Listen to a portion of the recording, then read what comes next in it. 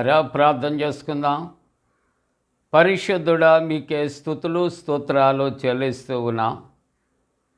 ఈ ప్రాతకాల ఆరాధనలో తండ్రి, మీ సన్నిధి నిత్యము మాతో ఉంచండి. ఆరాధన అంతటలో మహిమ ఘనత ప్రభావాలు మీకు ఆరోపిస్తూ యేసు ప్రభు వారి పరిశుద్ధ నామమున వేడుకొనుచున్నాము తండ్రి. ఆమేన్.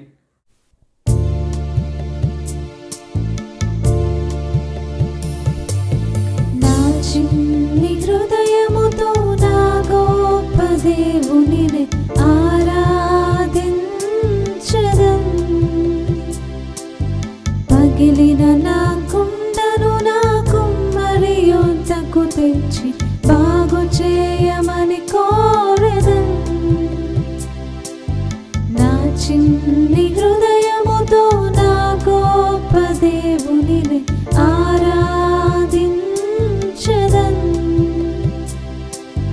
పగిలిన నా కుండను నా కుమ్మరి యొద్దకు తెచ్చి బాగు చేయమని కోరెదం. హోసన్నా హోసన్నా యూదుల రాజుకే. హోసన్నా హోసన్నా రానున్న రాజుకే. నా చిన్ని హృదయముతో నా గొప్ప దేవునిని ఆరాధించదం. పగిలిన నా కుండను నా కుమ్మరి యొద్దకు తెచ్చి బాగు చేయమని కోరెదం. అడుగులు తడబడిన వేళలో నీ కృపతో సరి చేసితివే. అడుగులు తడబడిన వేళలో నీ కృపతో సరి చేసితివే. నా అడుగులు స్థిరపరచి నీ సేవకై నడిచే కృప నాకిచ్చితివే. నా అడుగులు స్థిరపరచి నీ సేవకై నడిచే కృప నాకిచ్చితివే. హోసన్నా హోసన్నా యూదుల రాజుకే. హోసన్నా హోసన్నా రానున్న రాజుకే. నా చిన్ని హృదయముతో నా గొప్ప దేవునిని ఆరాధించదం. పగిలిన నా కుండను నా కుమ్మరి యొద్దకు తెచ్చి బాగు చేయమని కోరెదం.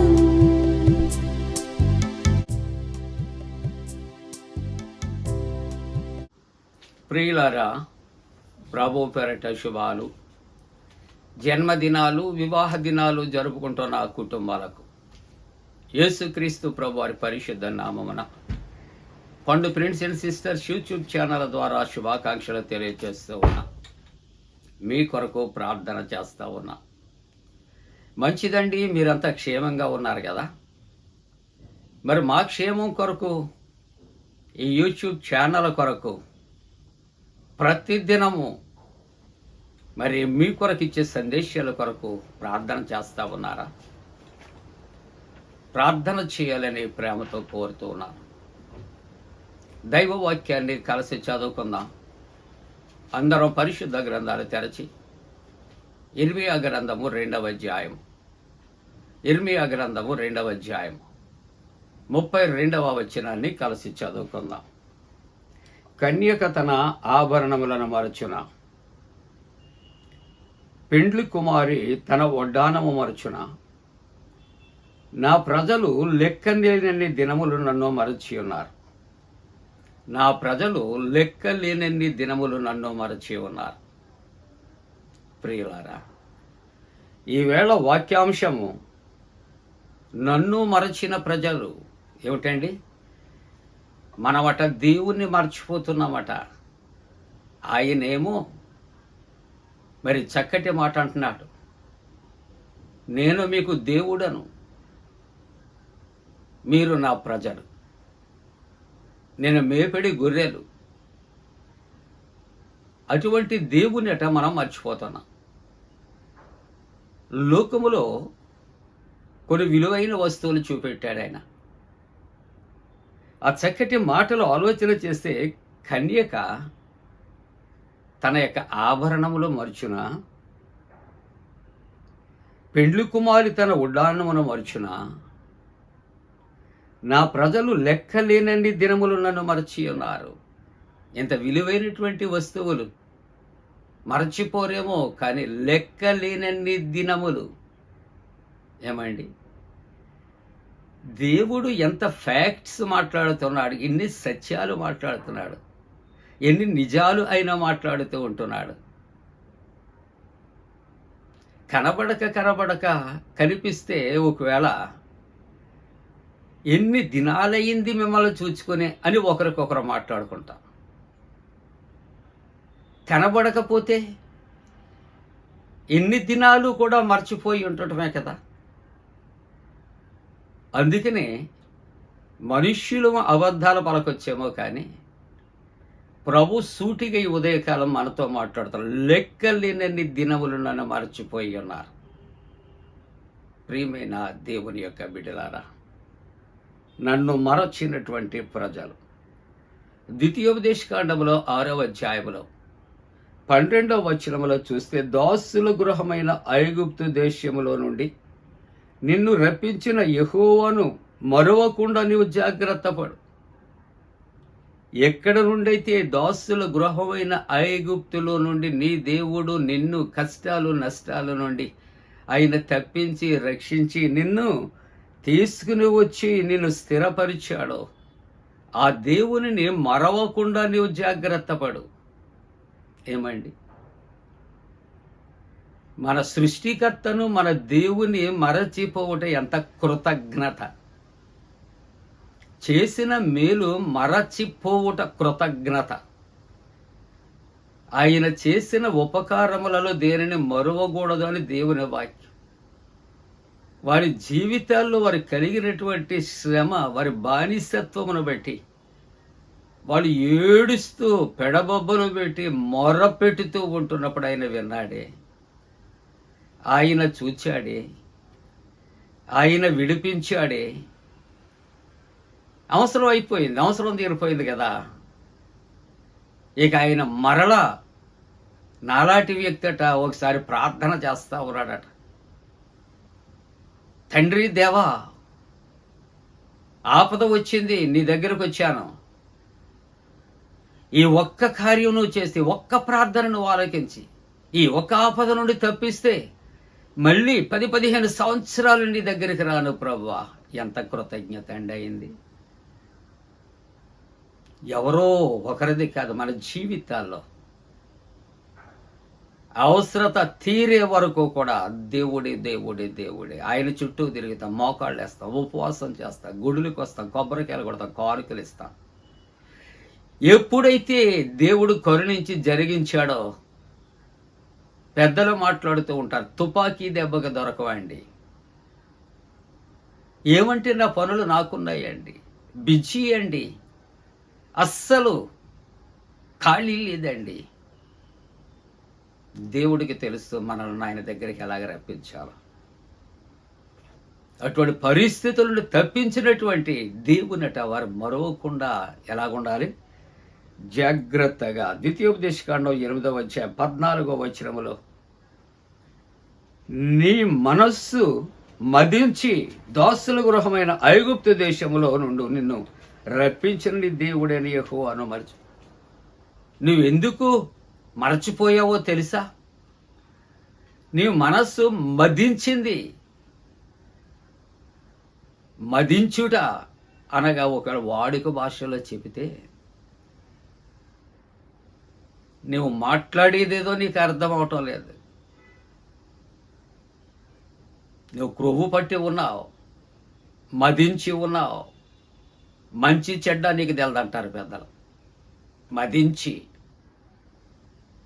కాబట్టట నీవు నీ మనస్సు మదించి దాసుల గృహమైన ఐగుప్తు దేశంలో నుండి నిన్ను రప్పించిన నీ దేవుడని యెహోవాను మరిచావు. ద్వితీయోపదేశకాండం 32వ అధ్యాయం 18వ వచనంలో నిన్ను కనినటువంటి దేవుడిని మరిచావు. ఇంతకన్నా భయంకరమైన పరిస్థితి ఏమన్నా ఉందా? నిన్ను కనినటువంటి నీ దేవుని నువ్వు మరచావు. ఏమండి, మాతృద్రోహము పితృద్రోహం అనే మాటలు ఉంటాయి. తల్లిదండ్రులకు చేసిన ద్రోహం అంతకన్నా భయంకరమైన ద్రోహము దైవద్రోహము, దేవుడికి చేసినటువంటి ద్రోహం క్షమింపబడనటువంటిది. ప్రియులారా, నిన్ను కనినటువంటి నీ దేవుణ్ణి నువ్వు మర్చిపోయావు. కానీ దైవవాక్యం 103వ సంకీర్తన 2వ వచనంలో ఏముంటుందంటే, ఆయన చేసిన ఉపకారములలో దేనిని నువ్వు మరవవద్దు. కానీ మన జీవితాల్లో అన్ని ఉపకారాలు చేసిన దేవుణ్ణి నువ్వు మర్చిపోతానికి కారణం నీ మనస్సు మదించింది అని దేవుని వాక్యం. 106వ సంకీర్తన 13వ వచనంలో దైవవాక్యం అంటుంది, అయినను వారు ఆయన కార్యములు వెంటనే మరిచిపోయిరే. వెంటనే. ఎందుకంటే సేఫ్ జోన్కి వచ్చేసావు. కష్టం లేదు, నష్టం లేదు, దుఃఖం లేదు, వేదన లేదు, అన్నీ వాష్అవుట్ అయిపోయాయి. కాబట్టి ఆయన చేసినటువంటి కార్యములను నువ్వేం చేసావు, నేనేం చేశాను? వెంటనే కొన్ని మనుషులు చేసినటువంటి ఉపకారాలు వెంటనే ఆ క్షణంలోనే విడిచిపెట్టేసి మరిచిపోయి నువ్వేం చేసావు అన్న ఒకవేళ దేవుడు క్షమిస్తాడేమో. కానీ దేవుడు మన జీవితాల్లో చేసిన గొప్ప కార్యాలను వెంటనే మరచిపోయేరే. యెషయా గ్రంథం 17వ అధ్యాయం 10వ వచనంలో నీవు నీ రక్షణకర్తయగు దేవుని మరచిపోయావు. ఎంత భయంకరమైన పరిస్థితి అండి. నిన్ను రక్షించిన నీ దేవుడు, నీ కొరకు తన ప్రాణము పెట్టినటువంటి నీ దేవుణ్ణి నువ్వు మర్చిపోయావు. యెషయా గ్రంథం 51వ అధ్యాయం 13వ వచనం, నీ సృష్టికర్తయగు యెహోవాను మరచిపోయావు. బళ్ళెముతో పొడిచే మాటలు, బాకులతో గుచ్చే మాటలు ఇక్కడ దైవవాక్యం మనల్ని హెచ్చరిక చేస్తా ఉన్నది. ముగింపుగా హోషేయ గ్రంథం 8వ అధ్యాయం 14వ వచనంలో ఇశ్రాయేలు తమ సృష్టికర్తను మరచి ఉన్నారు. ప్రియ దేవుని బిడ్డలారా, ఇక్కడట కన్యక తన ఆభరణాలు మరుచున, అలాగునే పెండ్లి కుమారి తన వడ్డానం మరుచున, ఆయన నా ప్రజలు అనేక దినములు నన్ను మరచి ఉన్నారు. ఆయన మరచిపోతే ఆయన కలిగే నష్టం కష్టం ఏమీ లేదండి.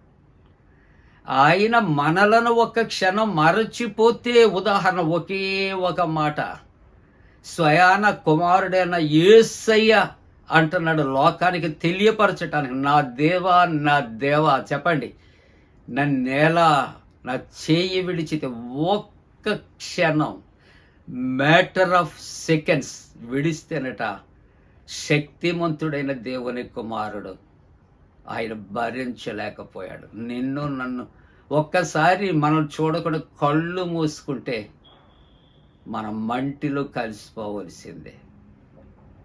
కాబట్టి అనేక దినాలు ఒకవేళ మర్చిపోయావా, ప్రస్తుతం మర్చిపోయావా, నిన్న మర్చిపోయావా, ఈవేళ మర్చిపోయావా, అసలు నాకు దేవుడే లేడని నువ్వు మర్చిపోయావా? జాగ్రత్త. ఈ ఉదయకాలం ఆత్మ పరిశీలన చేసుకో.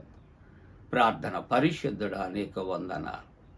మా సృష్టికర్తవు, మా జీవాధిపతివి, మా ఊపిరి మా ప్రాణము ఉండగా నిన్ను మరవకుండా మేము మంటిలో చేరు వరకు కూడా నా యేసయ్య నిన్ను మేము స్మరించుకుంటానికి కృప చేయండి. జన్మదినాలు, వివాహ దినాలు జరుపుకుంటున్న కుటుంబాలను ఆశీర్వదించండి. వివాహ వ్యవస్థలో ప్రవేశించే యవనస్తుల కొరకు ప్రార్థన చేస్తాం. పరీక్షల కొరకు సిద్ధపడుచున్న బిడ్డల కొరకు ప్రార్థిస్తాం. రక్షణ లేని వారికి రక్షణ కొరకు ప్రార్థిస్తాం. చల్లటి వాతావరణం కొరకు ప్రార్థన చేస్తా ఉన్నా. యేసు ప్రభు దివ్య నామమున వేడుకొంచున్నాం తండ్రి. ఆమేన్. పరలోకమందున మా తండ్రి, నీ నామం పరిశుద్ధపరచబడనుగాక, నీ రాజ్యం వచ్చునుగాక, నీ చిత్తం పరలోకమందున వేర్చినట్టు భూమి అందు నెరవేరునుగాక. మా ఇందిన ఆహారం నేడు మా దాయిచ్చే, మా ఎడల ప్రాధం చేసిన వారిని క్షమించిన ప్రకారముల ప్రథమ క్షమించము, శోధంలోని తెక్క కీడు నుండి తప్పించము. రాజ్యము, శక్తి, మహిమ నిరంతరము నీవే ఉన్నవి. ఆమేన్. మన పరమ తండ్రి అయిన దేవుని యొక్క ప్రేమయు, ప్రభువైన యేసుక్రీస్తు ప్రభు కృపయు, పరిశుద్ధాత్మక అన్యోన్య సహవాసము, ప్రాతకాల ఆరాధనలో ప్రభువుని ఆరాధిస్తున్న ప్రతి కుటుంబానికి తోడుగుండి సంరక్షించి కాపాడునుగాక. ఆమేన్.